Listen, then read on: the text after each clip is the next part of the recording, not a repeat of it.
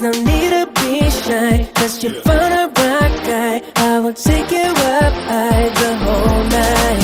Hey baby, don't be afraid, you just follow my way. Tonight we will fly together.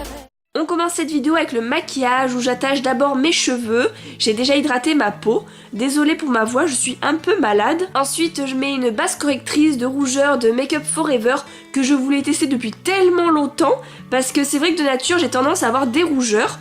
Donc ici, je l'applique avec un pinceau plat et je vous avoue que j'en suis vraiment hyper contente. Je trouve que mes rougeurs se neutralisent réellement, même si je sais pas trop si ça se remarquera à la caméra.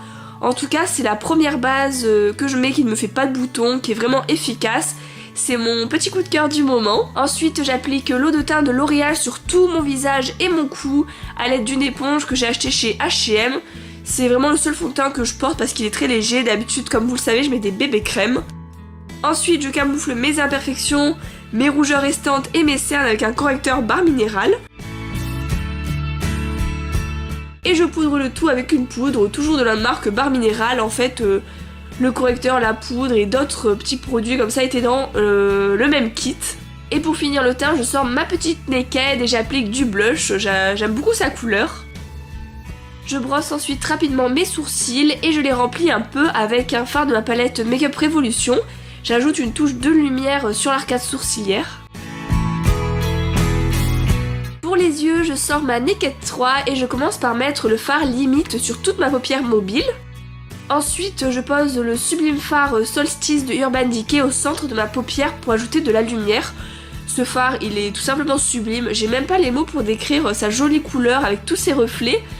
Ici, je l'utilise avec un pinceau sec, mais il ressort également très bien avec un pinceau un peu humidifié. Je complète ce maquillage avec le fard Nooner que je pose dans mon creux de paupière.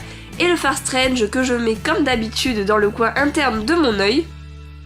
Quitte à mettre des paillettes, autant le faire à fond grâce à mon crayon By Terry que je pose en ras de cils supérieur. Et pour le mascara, j'utilise en ce moment celui-ci de Make Up Forever que je trouve incroyable. Il sépare parfaitement les cils, il fait pas de paquet, il agrandit les cils aussi. Voilà, je vous montre la différence entre mon œil avec le mascara et mon œil pas encore maquillé.